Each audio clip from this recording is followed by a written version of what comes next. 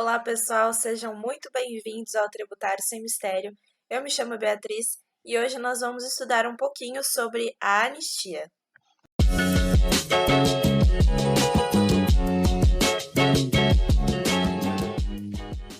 Bom, pessoal, conforme prometido, hoje nós vamos conversar sobre um instituto de direito tributário chamado anistia. É uma hipótese de exclusão da obrigação tributária, está prevista no artigo 175 do Código Tributário Nacional, tá? A atenção principal de primeiro momento é entender que exclusão é diferente das hipóteses de extinção.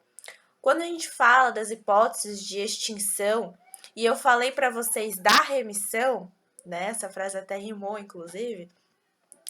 Eu falei para vocês da importância de verificar em que momento estamos na linha do tempo, né, tributária, aqui do crédito tributário, da constituição do crédito tributário. Então, quando eu falo em exclusão, tá, a atenção especial que você precisa ter é que não houve o lançamento ainda do crédito tributário, ou seja, ainda não existe crédito. Então, a anistia nada mais é do que um perdão de uma infração, tá? A legislação tributária.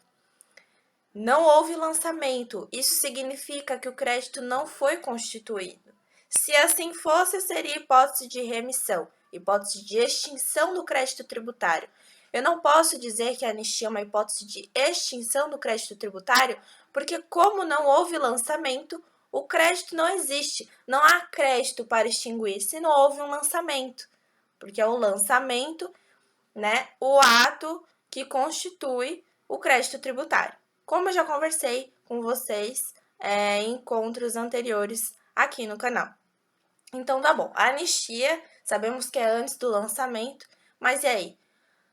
Quais são os detalhes deste instituto? Tá? Primeiramente, anistia em caráter geral ou individual. Assim como nós vemos conversando nos outros encontros a respeito dessa questão de geral, individual, que individual o contribuinte tem que cumprir alguns requisitos.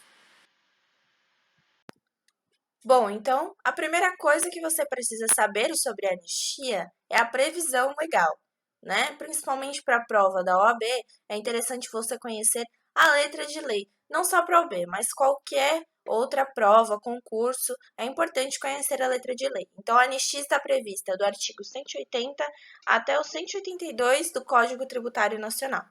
Primeira característica que ela pode ser concedida em caráter geral. Bom, a primeira característica. Bom, o primeiro ponto que você tem que ter consciência. Bom, para qualquer prova, concurso, é muito importante você conhecer a letra de lei. Então, onde há a previsão da anistia? Artigos 180 a 182 do Código Tributário Nacional, tá? Então, a primeira característica que nós vamos apontar aqui deste instituto é que a anistia pode ser concedida em caráter geral ou individual. Assim como eu venho pontuando nos nossos encontros anteriores, essa questão de geral, individual, que geral pode ser um grupo, uma região, né, a determinado número específico de pessoas, e em caráter individual, ela é destinada aí a pessoas específicas que cumpram. Vamos lá, pessoal. Primeira coisa que você precisa saber, onde está previsto, né, esse instituto da anistia. No Código Tributário Nacional, artigos 180 a 182, tá? Então, primeira característica que eu gostaria de pontuar com vocês, o momento em que ela é concedida. Veja, a anistia é o perdão de uma infração, tá? Não é hipótese de extinção do crédito tributário, é uma hipótese de exclusão, tá? E qual é a relevância de saber que ela é uma hipótese de exclusão e não de extinção? Todas, principalmente que isso pode ser uma pegadinha na sua prova, tá? Seja OAB, seja concurso, tá? Então, por que a gente fala exclusão e não extinção do crédito tributário? Porque o momento em que a anistia ela é concedida é anterior ao lançamento do tributo. Então, não existiu aquele ato administrativo que constituiu o crédito tributário. Então, não há o que se falar em extinção do crédito se a gente ainda não tem crédito tributário constituído, tá? Então, como prever extinção de um crédito que na realidade não existe? Por conta deste momento, ela é concedida antes do lançamento. Se é o lançamento que constitui o crédito tributário e ela é concedida anterior a este momento, então não há crédito a extinguir. Por isso, é uma hipótese de exclusão, tá bom? Isso é muito importante. Segunda característica, ela é dividida entre geral e individual. Se você não está acompanhando os vídeos aqui do canal, sugiro que você dê uma olhada nos vídeos anteriores, mas eu vou repetir aqui. Caráter geral e individual, a diferença primordial é que a concedida em caráter geral é uma determinada região, é um grupo específico de contribuintes, numa situação determinada, tá? Em caráter individual, existem alguns requisitos que os beneficiários precisam cumprir. Um despacho da autoridade administrativa vai conferir se aquele contribuinte cumpriu X, Y, Z requisitos. E depois de verificado se ele cumpriu, né, esses pontos, a ele vai ser concedido aí o perdão da infração por meio da anistia. Tudo bem? E como eu pontuei a vocês com relação à moratória em caráter individual, que ela exige um despacho da autoridade administrativa, vem a lei, né, autorizando a concessão da moratória, e o despacho da autoridade administrativa vai confirmar essa moratória desde que o contribuinte tenha cumprido os requisitos que estão previstos na lei que autoriza. Tá? Qual a diferença da anistia aqui que a gente está falando hoje, individual? Esse despacho da autoridade administrativa pode ou não acontecer, pode ou não ser necessário. Isso significa que a lei que institui a anistia já pode prever aí os requisitos diretamente que o contribuinte vai ou não preencher. Então, por exemplo, se é o perdão de uma infração a determinada espécie de tributo. Não vai precisar o contribuinte apresentar nenhum tipo de comprovação.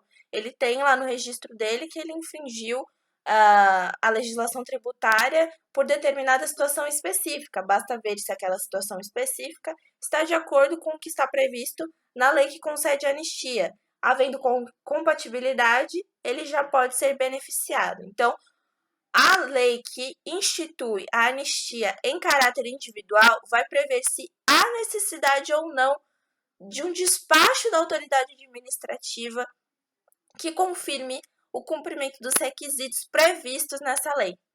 Tá bom? Essa é a única diferença que existe aqui na anistia individual, em detrimento aí dos outros institutos que nós estamos conversando. Então, sempre eu estou falando aqui nos vídeos que é em caráter individual, o despacho da autoridade administrativa vai lá, vê se cumpre os requisitos. Aqui na anistia individual, esse despacho pode ou não existir, a depender do que está previsto na lei instituidora da anistia, ok? Outro ponto importante, não gera direito adquirido. Então, uma vez que o contribuinte cumpriu os requisitos e conseguiu aí o benefício da anistia, teve sua infração à legislação perdoada, se verificado que ele cometeu algum ato ou o cumprimento de algum dos requisitos, se deu mediante dolo, fraude, simulação, não há o que se falar em direito adquirido, ele vai ser penalizado como? Como a anistia é concedida em momento anterior ao lançamento e o crédito tributário ainda não foi constituído, a consequência de se verificar o dolo, a fraude, a simulação, é que o fisco irá efetuar o lançamento deste tributo, vai então existir aí o crédito tributário e o contribuinte, por conta aí do dolo, da fraude, será cobrado o valor correspondente ao crédito, acompanhado dos juros de mora, e no caso de dolo ou simulação, ele vai ser aí penalizado com as medidas cabíveis. Nos demais casos, que não seja o dolo ou a simulação, ele não vai ter aí a cobrança de penalidades, apenas o valor do crédito com juros de mora. Tudo bem? Por fim, outra coisa muito importante que você precisa saber sobre a anistia é que existem algumas limitações previstas na legislação à sua concessão. Estão previstas lá no artigo 180. Um exemplo de uma delas é estender a anistia para infrações cometidas posteriormente, em momento posterior, né, à instituição da lei. E por fim, algo muito importante que você também precisa saber sobre a anistia é que existem algumas limitações previstas no Código Tributário Nacional, que estão lá no artigo 180, que são algumas hipóteses em que ela não pode ser concedida, tá? A exemplo de uma delas, vou citar aqui para vocês. Instituiu na data X, se houve uma infração posterior a este momento, né, a anistia não vai se estender a essa infração posterior.